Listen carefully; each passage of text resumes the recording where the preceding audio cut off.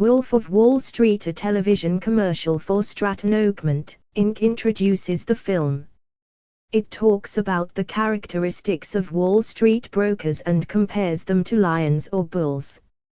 Throughout one of the company's floors, a lion can be seen. Then, we observe a sizable gathering of brokers engaging in a game in which they toss little figurines onto a board with a dollar sign serving as a target. Then Leonardo DiCaprio's character Jordan Belfort introduces himself to the players in the game. He claims to be the Bayside, Queens, resident son of 2 accountants.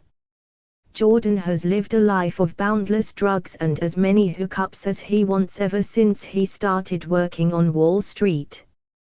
He is spotted piloting a helicopter after blowing cocaine into a hooker's butt. Jordan claims to do enough drugs to sedate the bulk of New York's population. His favorite drug, though, is the one that can make man dominate the world: money. He snorts a line of coke with a $100 bill, crumples it up, and throws it in the trash. Jordan began working on Wall Street at the age of 22 while married to Teresa Petrillo, Kristen Milioti. As a broker, he meets his smooth-talking, easygoing employer Mark Hanna, Matthew McConaughey, as well as another gruff and foul-mouthed co-boss, Peter de Blasio, Barry Rothbart. Jordan is astounded at how everyone communicates and works. He eats lunch with Mark, who is hammering his chest and doing a rhythmic chant. Mark orders enough martinis to pass the fuck out. He asks Jordan how often he jerks off, and Jordan responds 3 or 4 times a week. Mark claims that those are rookie statistics and that he performs them at least twice a day. He begins ranting to Jordan about how no one knows if the stock market will go up, down, sideways, or whatever, and that it's all a fugazi. Mark's main purpose for going into stocks was mostly for Hooker's global stock market's crash. Teresa recommends they pawn her engagement ring at home while he peruses the classifieds section of the newspaper. He arrives across Investor Center in a small mini-shopping area on Long Island. Jordan arrives at Investor Center dressed to the nines.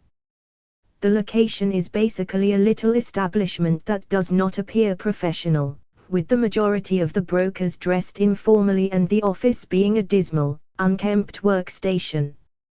Jordan is greeted by Dwayne Spike Johns, the establishment's owner. And blow. He assigns Jordan to pitch a sale for Aerotyne, a small startup based in a garage in Dubuque, Iowa. Aerotyne is also a pink sheet stock, low value, and he will receive half of the commission. Jordan contacts a prospective investor regarding Aerotyne. He presents it to him as a giant company. We are shown a picture of it that shows it's no bigger than a tool shed, but the manner he pitches it catches everyone's attention. Everyone in the company comes to a halt to listen to Jordan, who delivers a sleek yet professional sales pitch. He makes the transaction, and his new teammates are impressed. Jordan is making good money after only a few months. Donny Asaf, Jonah Hill, a chubby bespectacled man with fluorescent white teeth, approaches him in a diner. He asks Jordan if the Jaguar outside is his car, and Jordan confirms. Donny claims to live in the same apartment complex as Jordan and to work selling children's furniture. He asks Jordan how much he earns, and Jordan responds that he earned $72,000 the previous month. Donny, not believing it, requests to see a pay stub for $72,000. Jordan takes one out, and Donny contacts his supervisor to inform him that he is leaving to work in the stock market. Jordan and Donny are having a drink in a bar. We hear that Donny married his cousin because he didn't want anyone else sleeping with her. Donny smokes crack outside and offers it to Jordan. He takes one hit and becomes excited, telling Donny that they need to run. The two locate a garage where they intend to start a business. Jordan enlists the help of several of his buddies.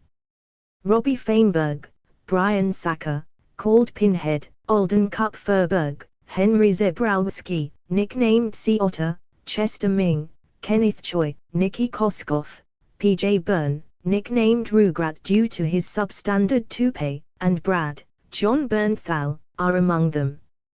Brad is particularly well known in his old area for his drug dealing.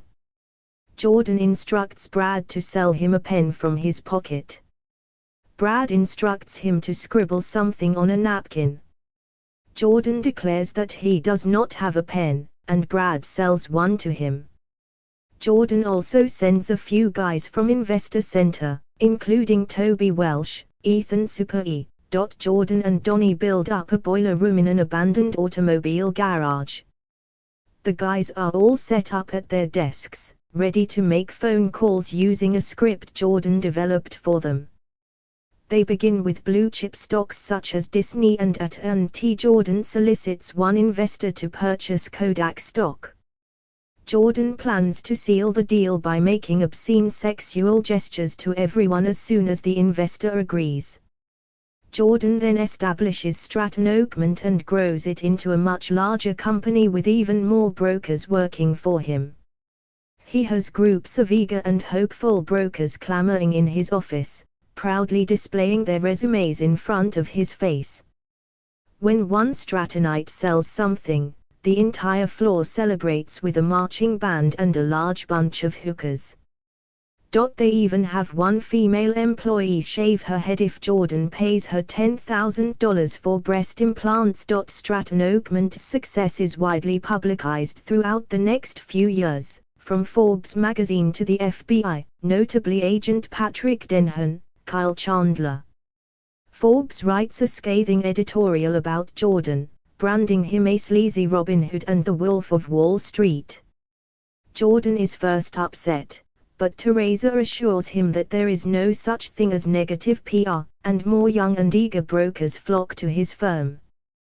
They summon Jordan's father, whom everyone refers to as Mad Max, Rob Rayner, because of his perpetually irritated demeanor. He manages his son's money and chastises him and his partners for spending $26,000 on a dinner, interrupting their earlier conversation about using the lesser people in their game. Jordan has a party at his Long Island beachfront home and unveils a plan to take the company into the fucking stratosphere. He's about to describe the effects of Quaaludes when Donnie abruptly stands and walks slowly over to Jordan's pool table, repeating the name Steve Madden. As Jordan points out, Steve Madden was the big name in women's shoes. Then Jordan sees Naomi for the first time.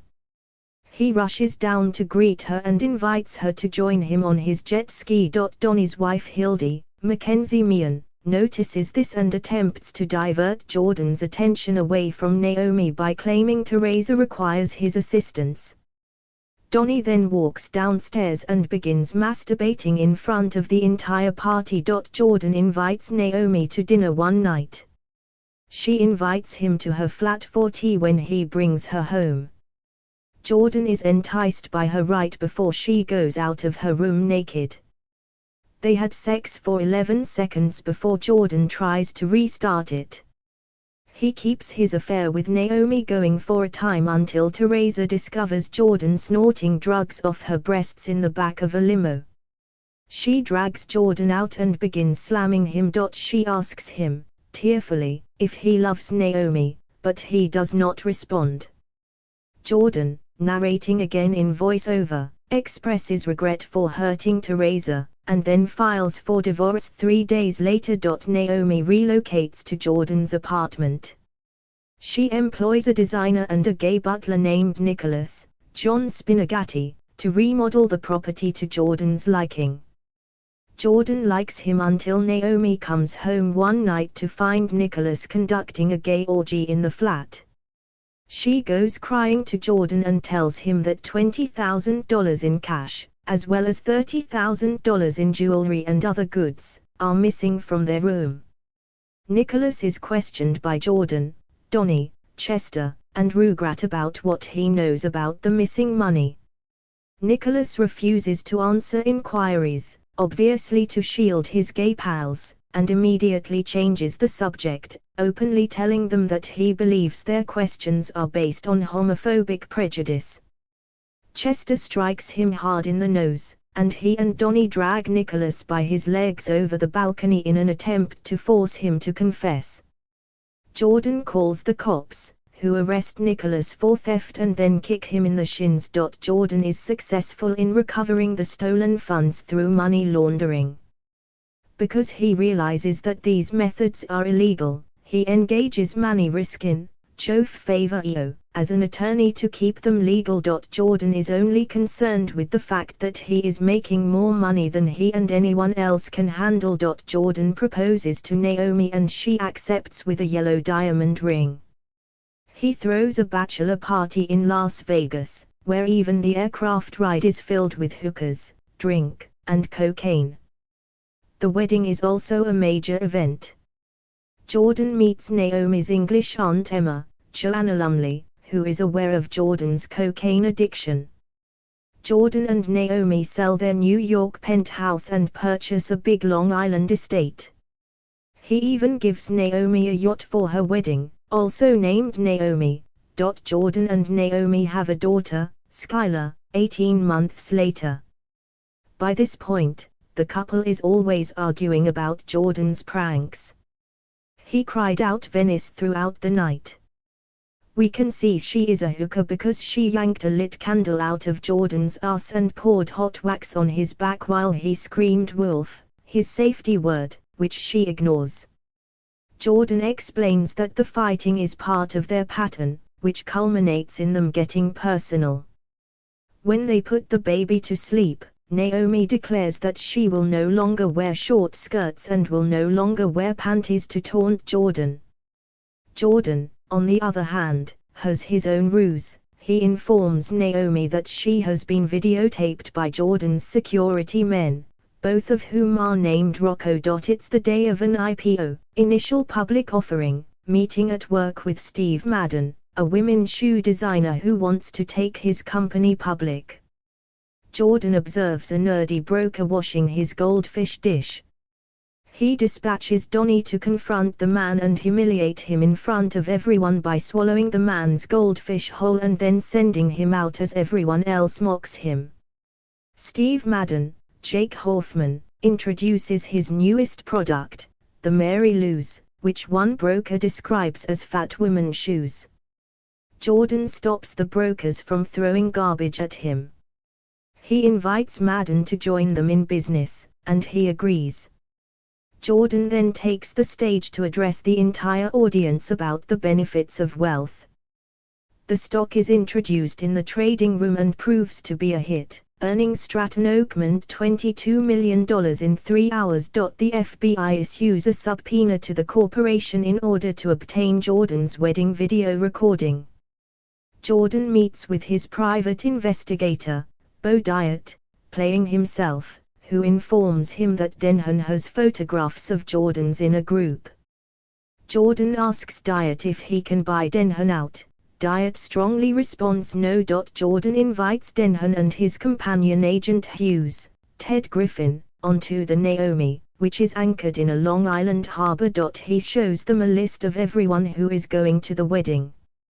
Denhan views Jordan's description of an employee he hired after requiring money after his mother's triple bypass operation as a bribe.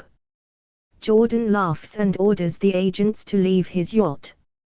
As they walk away, he mockingly throws $100 bills at them. Jordan resolves to keep his money out of the hands of tax collectors and robbers by putting it in offshore banks. He, Donnie, and Rugrat travel to Switzerland to complete the task. Jordan's trip there is chaotic since he takes a lot of Quaaludes before the flight. He then acts lewdly toward the hostess and insults the pilot. He awakens chained to his chair. Donnie informs Jordan that he tried to incite a riot on the plane by dry humping the female flight attendants and insulting the captain, who personally detained Jordan in his seat. Jordan is not charged upon his arrival due to Rugrat's intervention and the support of his Swiss acquaintance. The trio meets with a group of French-Swiss bankers led by Jean-Jacques Sorel, Jean Dujardin, Rugrat's college classmate. Sorrel convinces them to have money stored in their account by someone outside the United States. Jordan travels to London, England, to persuade Naomi's Aunt Emma to accept a portion of Jordan's inheritance. Jordan also tries unsuccessfully to hit on her as a result of this. They also employ Brad's Slovak wife Chantal, Katerina Kass, to smuggle money into Switzerland with her family, albeit she can only strap a certain amount to her body. Donnie and Brad had a fight, which ends with Brad striking Donnie out. Donnie later drives out to a dingy Long Island strip mall to exchange money with Brad. Brad had expressly requested Jordan to make sure Donnie didn't show up to the meeting high, but Donnie appeared to be nice. After a little while, Donnie admits that he isn't actually stoned for the meeting and starts to agitate Brad. Donnie had taken it extremely personally that Brad had hit him. While the police are nearby, they have another quarrel. Donnie dumps his money-filled briefcase and runs away, leaving Brad to be jailed. Donnie arrives at Jordan's residence with a powerful batch of the extremely rare narcotic Lemon 714. After taking one pill apiece and watching Family Matters for 35 minutes, neither of them feels any effects. Despite taking more, they experience nothing. They learn that their expiration date was 1981. As Naomi descends the stairs, she discovers the two exercising. Jordan is informed that Bo Diet is on the line by her. Jordan is instructed by Diet to leave his home and make a payphone call to him. To use the payphone there, Jordan travels a mile down the road to a country club. Diet informs him that Jordan's home and workplace phones have been bugged by Denhan and that Brad was detained. Jordan begins to experience the effects of the lemons just then. The pills were so far past their expiration date that they had created a delayed fuse. His speech begins to slur, and he eventually falls to the ground helpless to stand or move. He scrambles outside, tumbles down the steps, and uses his foot to pry open the door of his Lamborghini. Jordan tries to drive his car home despite being too drunk to do so. He stumbles home safely, shrieking as loudly as he can about the FBI listening in as he yanks Donnie off the phone, who is also experiencing the delayed effects of the Quaaludes. Donnie tries to cram cold cuts into his mouth while running, but he chokes and collapses, smashing the glass dining table as he does so. Donnie is choking and turning blue when Naomi enters the room. Donnie is finally able to cough up the meal he was choking on thanks to Jordan. The following morning, when Jordan awakens, the cops are at his home. Jordan thought he drove the Lamborghini home undamaged, but when they show him the automobile, which has noticeable damage, they arrest him. A flashback reveals that Jordan didn't make it home without causing damage to his automobile, as well as damage to a number of other cars, golf carts, and mailboxes. Once it is established that there is no evidence that Jordan ever operated the vehicle, he is released. Jordan is told by Manny and Max that he was lucky. A few months later, Jordan calls a major meeting to declare that he is leaving the business to be taken over by Donnie, Pinhead, and Rugrat. The brokers cry as he tells them he loves them. Afterwards, Jordan changes his mind and opts to remain, prompting applause. He invites everyone to join him in the money chant. Jordan's father is upset because he thinks Jordan would be better off accepting the offer made by the FBI. After Brad is freed from prison, Jordan throws a huge party on his yacht. Jordan informs us that 2 years after Brad stops trading stocks, he had a heart attack and passed away. To continue the festivities in June, Jordan and Donnie accompany their wives to Portofino. While they are high on cocaine and alcohol, Rugrat phones to inform them that Steve Madden is selling shares of the company after learning about Jordan's recent legal troubles. Even worse, Naomi arrives crying to inform Jordan that Aunt Emma passed away from a heart attack. Jordan is upset, but more so since the $20 million in her account is now unreachable as a result. Jordan phones Sorrel, who informs him that Aunt Emma designated Jordan as the next in line to receive the funds. "Just bring him to Switzerland now, please." Naomi wants them to go to England for the burial, but Jordan runs to convince the captain to take them to Switzerland. Jordan is confident that they can find a safe harbor and that he can fly to Geneva in a small aircraft. Jordan doesn't give a damn when the skipper issues a warning that there may be rough seas ahead. They do, in fact, sail right into hazardous waters. Even if Donnie protests, Jordan commands him to hurry and acquire more quaaludes. Jordan does not wish to pass away sober.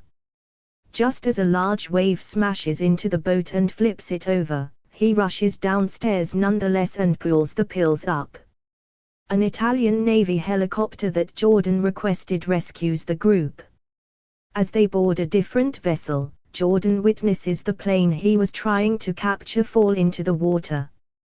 He claims that a seagull crashed into the engine and caused the problem. In his opinion, this is a sign from God. Jordan has grown more mature 2 years later. In an infomercial, he may be seen promoting his straight-line money-making seminar. Denhan and other officers take Jordan into custody while the infomercial is being recorded. While having dinner with Rugrat, who is also in custody, Sorrel, who had been detained in Switzerland for offenses unconnected to those committed against Jordan, ended up tipping off the authorities. When his wife smuggled money to Brad in Switzerland, Sorrel was also having an affair with her. When called to testify, every Stratton member rejects to abandon anyone in order to preserve themselves. Jordan is under house arrest and has a tracker on his right ankle, so Donnie heads over to his residence. In the grand scheme of things, he claims to have Jordan's back. Jordan is also asked about her sobriety. Jordan believes it is bad. Jordan has angered Naomi as well, and she won't even talk to him. Jordan and his attorney met with Denhan and 2 other attorneys from the Department of Justice. They attempt to strike a deal where Jordan would be wired in order to implicate the other conspirators. In reference to the U.S. invasion of Grenada in the Caribbean, where the U.S. administration successfully put down a Cuban invasion of that island nation, they refer to this case as a Grenada case.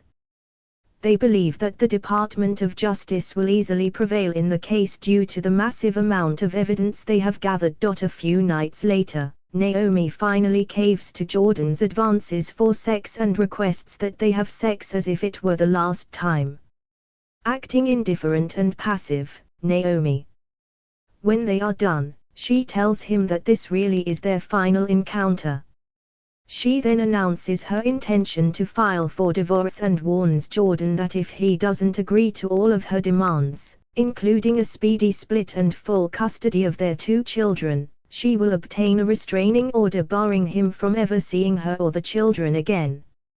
Jordan insults her out of rage, she slaps him, and he strikes her in the abdomen. He barges into a small living space and rips open a couch cushion to reveal a bag of cocaine inside.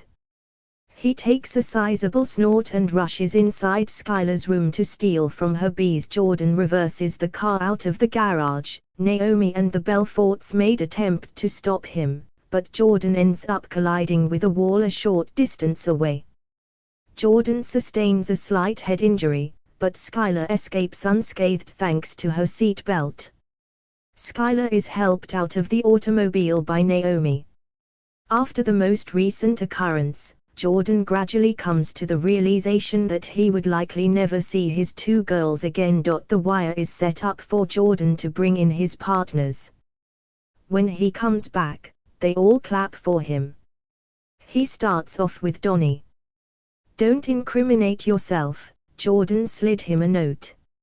"I have a wire on." When he inquires about their accounting procedures, Donnie acts as though he is unable to recall anything. Though not shown, the message was delivered to Denhan by Donnie himself, perhaps as part of a bargain that will leave Donnie unscathed or facing lower charges.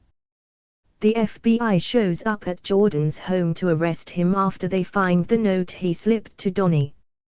The other conspirators are detained in the office as Donnie quickly deletes any damning information from his work computer.